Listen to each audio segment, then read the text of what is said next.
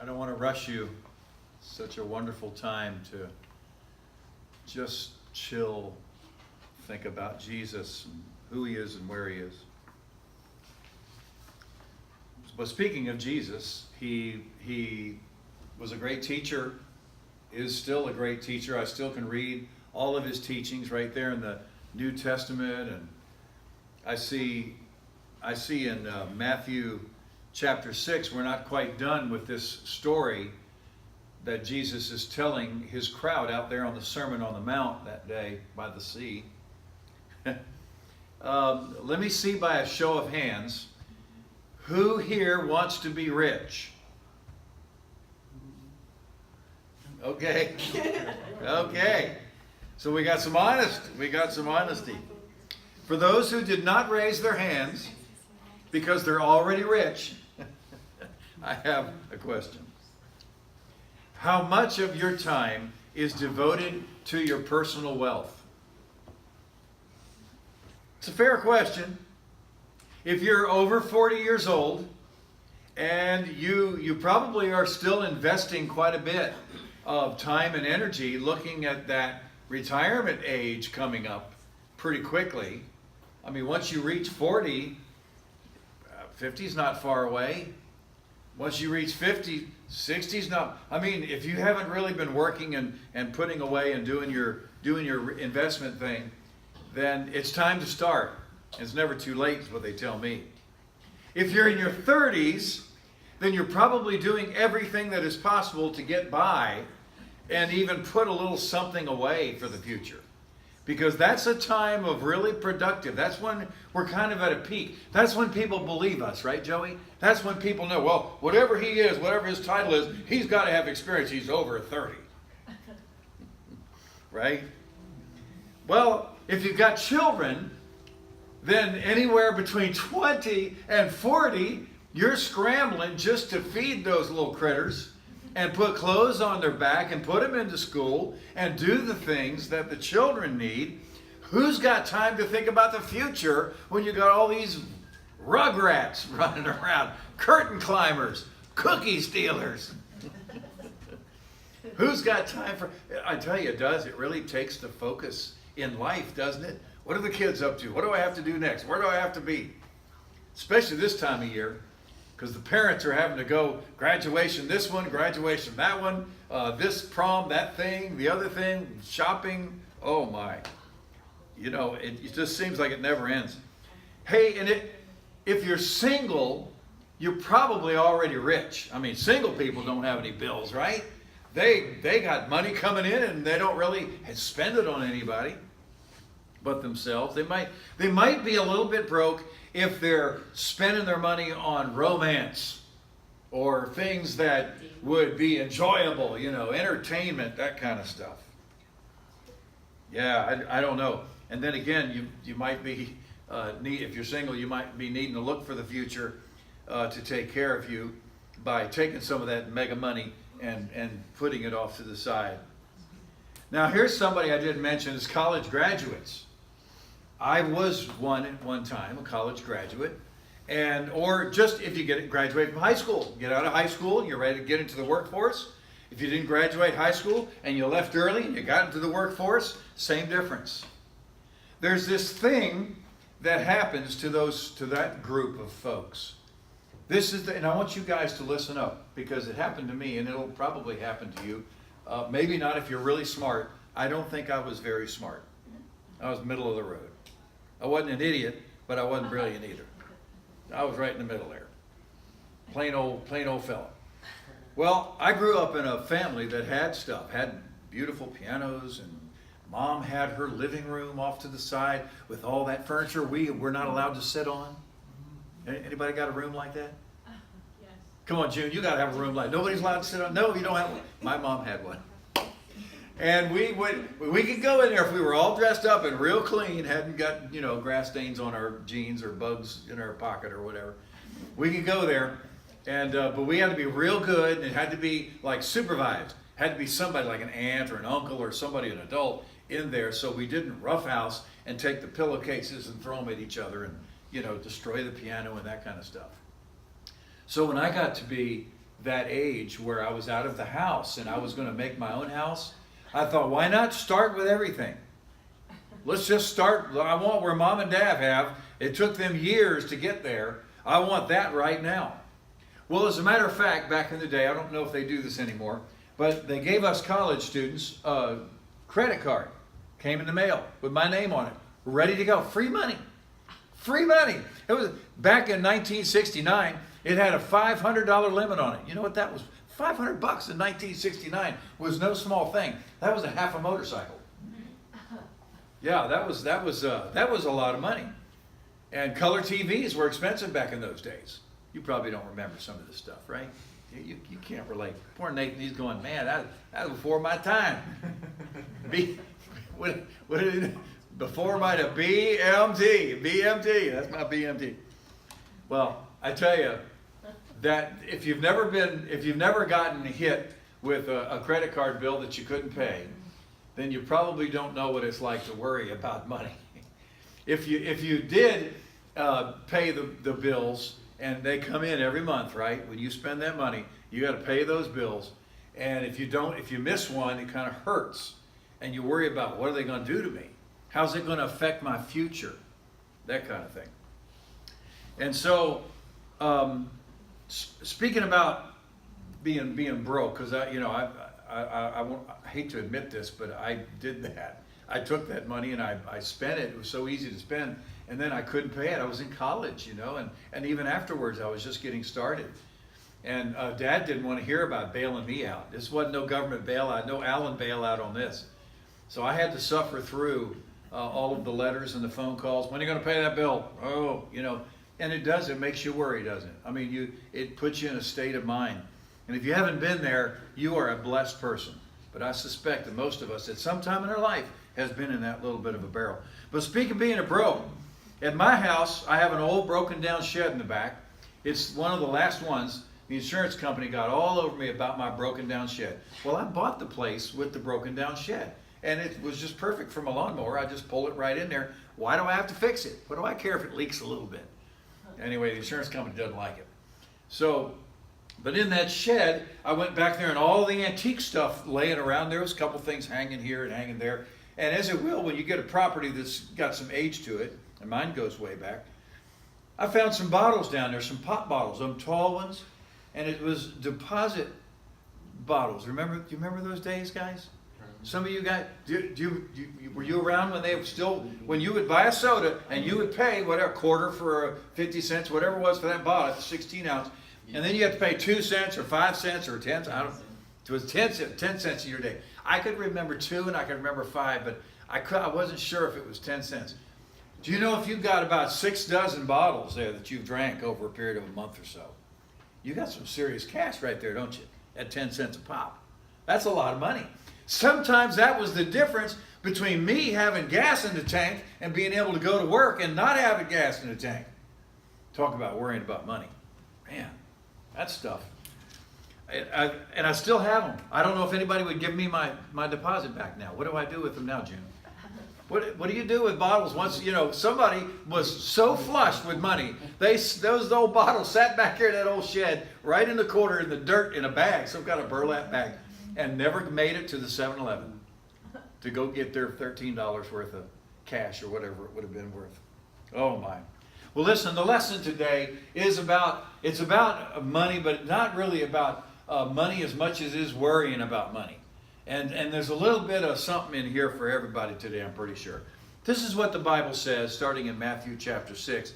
And I've gone from the NIV to the NASB, New American Standard Bible. So it says it this way. No one can serve 2 masters, for either he will hate the one and love the other, or he'll be devoted to the one and despise the other. You cannot serve God and wealth. Some of your Bibles may say mammon. Some may say money. Yeah.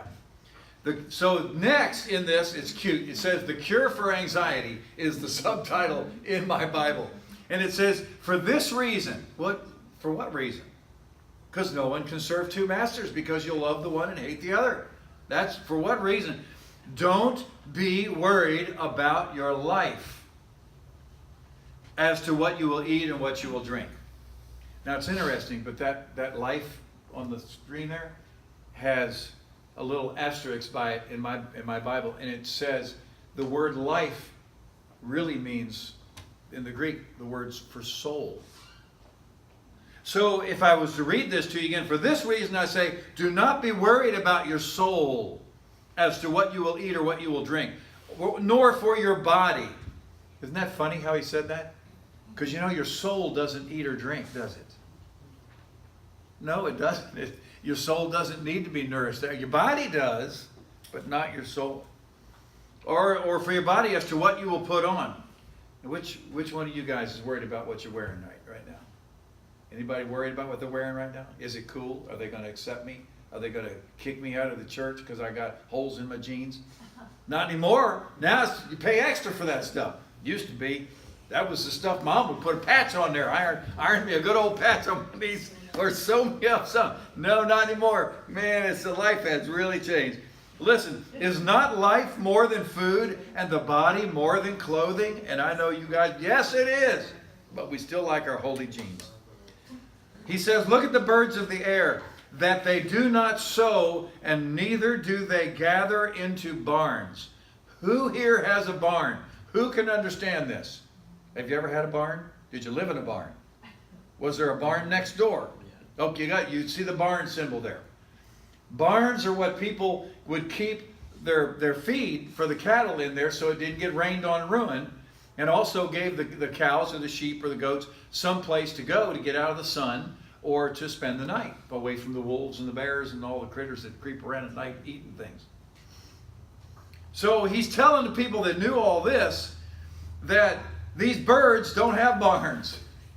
They don't gather their stuff in barns. They don't need that kind of stuff. Kind of comparing the birds to you and me, or to a human. And yet, he says, your heavenly Father feeds them. Are you not worth much more than they? What's the answer to that?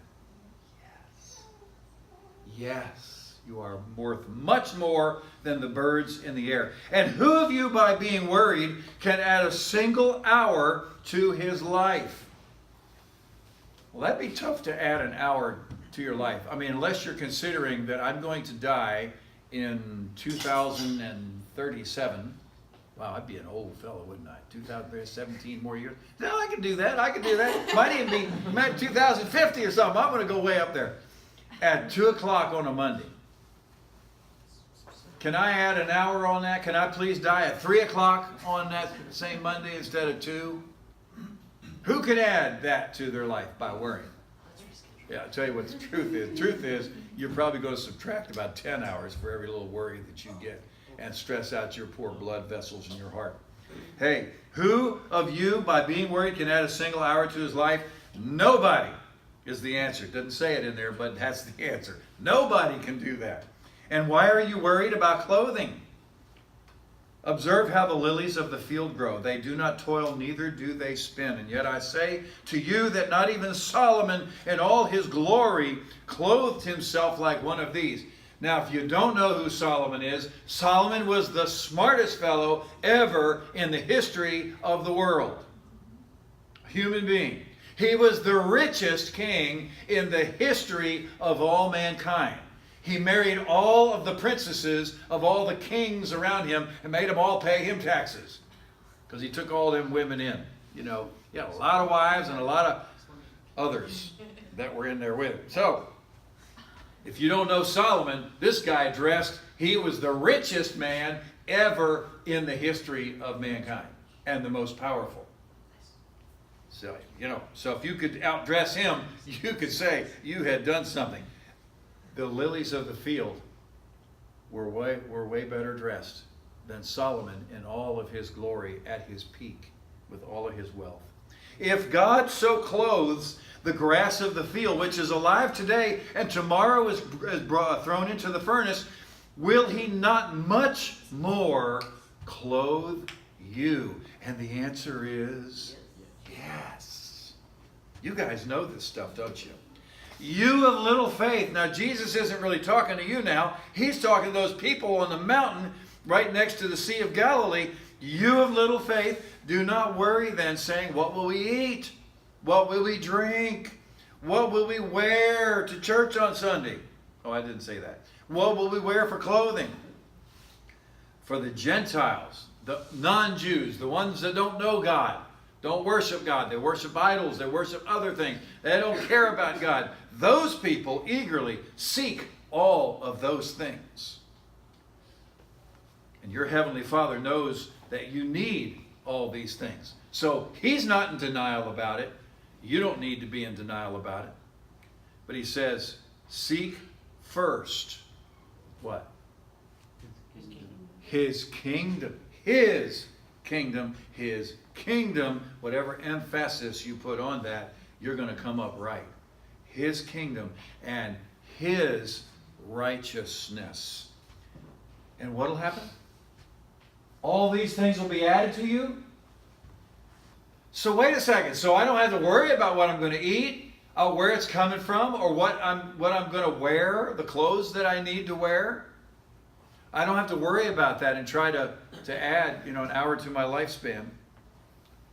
They will all be added to me. So here's the bottom line. Jesus is telling just plain old folks, in a plain old way, don't worry about tomorrow. Tomorrow will take care of itself. There's enough trouble that tomorrow can take care of on its own. And they didn't say it. Each day has enough trouble of its own. Tomorrow is going to have its fair share. Today has its fair share. Yesterday had its fair share. And guess what? You got through yesterday. Don't carry it into the next day. Don't worry about it. Give it to the one who will take care of you. We begin with a reference to slavery. Wow. This is a buzzword in our culture. Slave. I'm not a slave to anything, man. I'm Mr. Independent. I'm on top of it. No one wants to be seen as a slave to anyone or anything, but some folks are slaves to their appetites. I'm a witness to this. Man, I go into the all-you-eat places, man. I see some slaves in there. Man, they are just plate after plate after plate. Can't put it down. And I'm one of the ones, too. I don't just settle for one plate. I bet you just have one plate, don't you, Gene? You go into all you can eat, one plate, got a 1P and a one thing and a one thing. And that's why you're so good looking and I'm so big and fat and ugly. That's how come that is. Can you think of anything that you're a slave to? And not just eating. That's just one example, but there's lots of things. There was an M&M commercial. I can do anything for love. I'm not singing it right. But it was a contemporary song. I never really heard the song on the radio because I listened to only Christian music. But I knew it was a reference to a song that some of you may know where it comes from or who sang it. But this M&M was just kind of, in love with human beings. They love M&Ms. And he's at this party, and this girl says, hey, hey, you're a good-looking M&M. Why don't let's just go home tonight and let's talk about things. So they're walking out, and he's singing the song. And then the next thing is she's looking like she wants to take a bite out of him. She's got her, salivating. I want that M&M. I'm going to bite that M&M. He says, but not that. I could do anything for love, but not that. So even he had rules about what he was willing to do or not willing to do, but at the point he was a slave to that woman and desiring of that woman. That's it. The slavery is conditional. That's my takeaway from that stupid little commercial. But it does bring up to me, and we do giggle and we laugh about that. Jesus teaches a crowd of listeners that day that we are in fact enslaved to all kinds of stuff and all kinds of people in some way or another. The teaching is for you and I to choose God over all of that other stuff that wants our attention and our affection. The things that glitter and the things that shine are not real. God is real. Proverbs 11:27 says this. He or she who diligently seeks good seeks favor. But he or she who seeks evil, evil will come to him. You get that? You got to seek for the good. And you're going to find favor. But you seek for what's evil and what's dark and what's not good, you're going to get it. You're going to get not good. You're going to get evil. Have you heard about divorce? Anything about divorce? You know, why people get divorces, the most common reasons? I studied it for a while in my earlier years. They tell me there are two that are joined at the number one reason is twofold. One of them that are at the top of the list is communication, and the other is money, finances, or lack thereof. Communication, I would say, would be the lack thereof, would be the reason for divorce, not that they're great communicators. Imagine that. If your mate doesn't communicate with you, then he or she burns the bridge that allows for meaningful communication. It's insanity. If you're desiring to communicate and you divorce, I don't want to talk to you anymore, how are you ever going to communicate? Communication needs a bridge. A bridge is relationship. A relationship has communication. Even when you're together like that in marriage, there are common bills. The second most common thing, or the first A and B is money and the arguing over money. The arguing over what will be paid, what can we buy, those kind of things. If finances are at the front of all your meaningful communication, then who is slave to whom? Who is slave to whom? Communication and money, they go together, man. You got to communicate about your desires, especially when it comes to the money, because money is important in the family. If you go to bed angry about money issues and then get up in the morning concerned about monies and bills, you might decide to work overtime to cure the problem.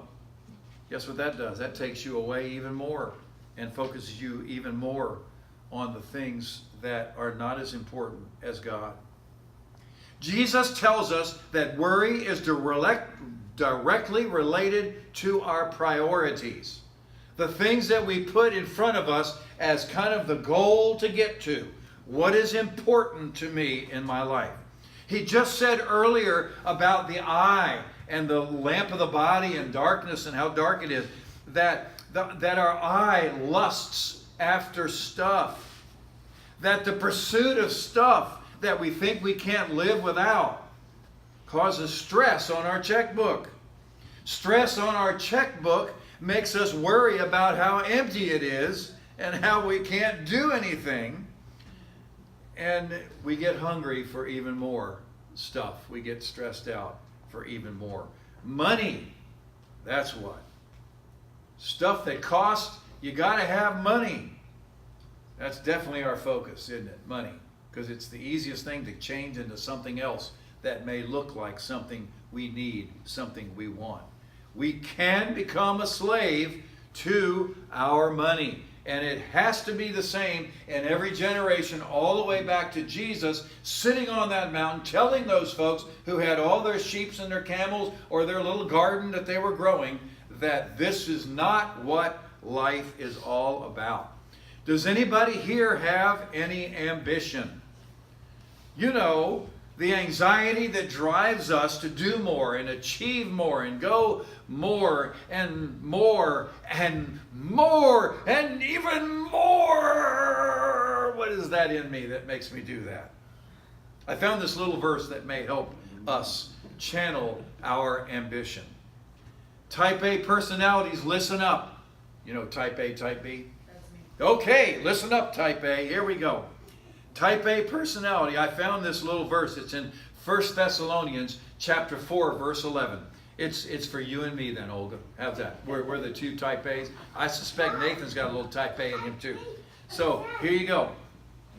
Carlos, you B or nay? No idea. Okay. It's the next course in college. Type A and type B. It's in Psychology 101. All right, 1 Thessalonians says this. And make it your ambition to make a lot of money and get rich and buy out Donald Trump when you get old. No, that's not what it says. He didn't know about Donald Trump yet, did he? Make it your ambition to lead a quiet life. To mind your own stinking business. Doesn't say stinking, but I added that. But it kind of gives it a little colloquial flavor. And work with your hands just as we command. Let's get this straight. This verse is telling me that my ambition needs to bring me to lead a quiet life, not an exciting life, not in Las Vegas trying to gamble all my money away, trying to get rich. And some people do that. Some people have that. They get rich. And then what do? They wait the next time, casino never shuts down. So next chance they get, when they get a little shut-eye and get a little sober, they want to go back in there. Am I out of time already? Wow. Aaliyah, you're my new bell. You're my new bell. Listen up, quiet. Mind my own business? How is that going to make me rich? Minding my own business. I'll tell you how it's going to make me rich. And this isn't in the script. It's going to make me rich because people love people who mind their own business. Nobody likes a busybody. Nobody likes the people that are in their business. I keep hearing it over and over. You're in my business, man. You're up in my business. What are you doing up in my business? What does that mean? Say, you're looking at me instead of paying, mind your own self. Go back and take care of your own problems. Oh my. So that is a good verse, isn't it, for all us type A's?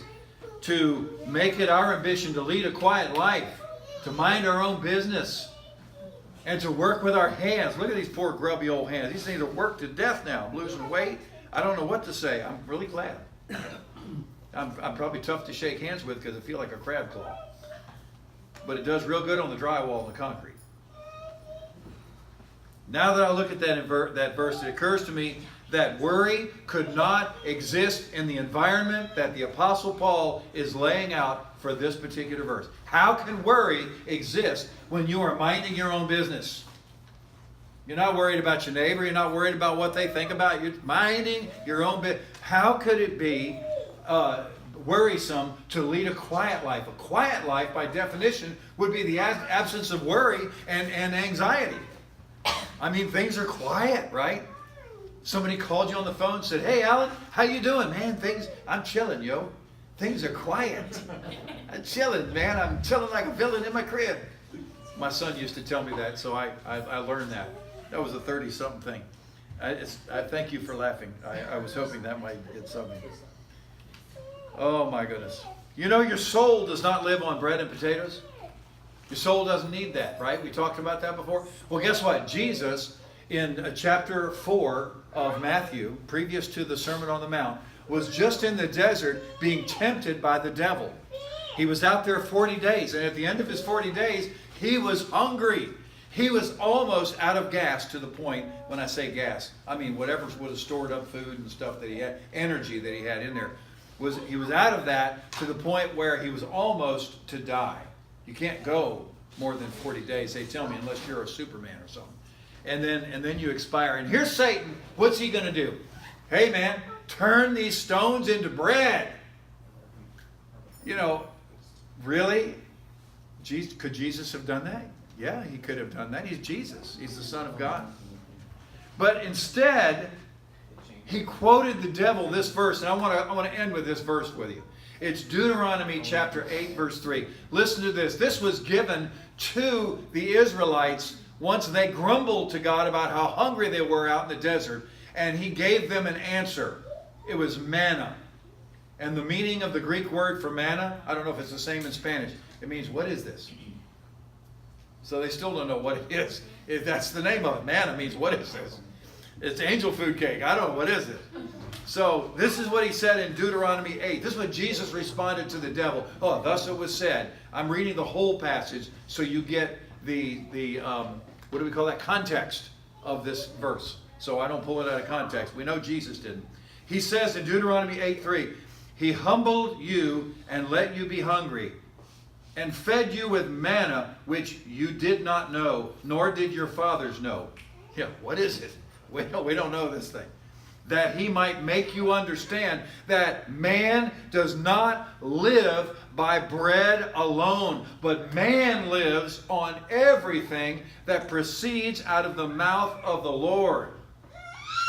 Instead of worrying about what we're going to eat, where we're going to pay, how we're going to pay our bills, stop it and look up and let your knees hit the ground and say, "Dear Lord, I'm starting to feel worried, but I know that you are watching out for me. Proverbs says this, my son, do not forget my teaching, but let your heart keep my commandments. For length of days and years of life, and peace they will add to you. Do not let kindness and truth leave you.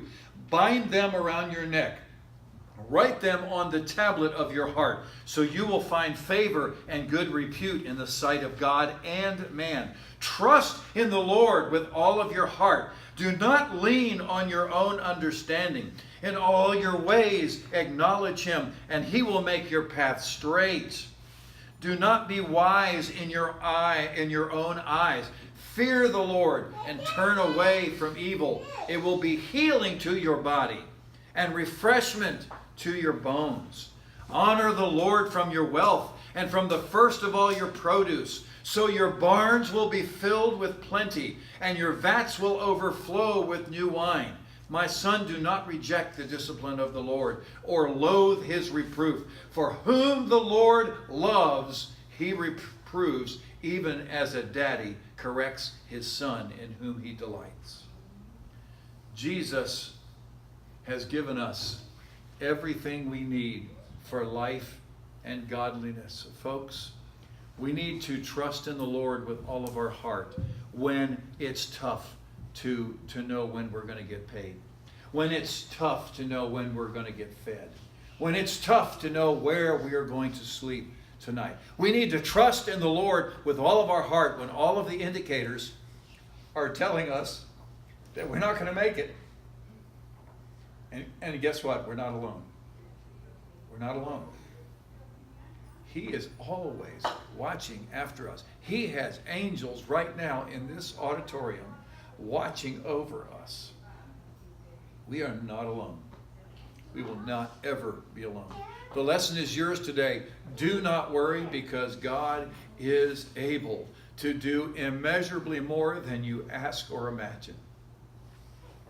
You do not have to worry. And you can take these messages from nature about the birds and the lilies, but in effect, we don't trust God, do we?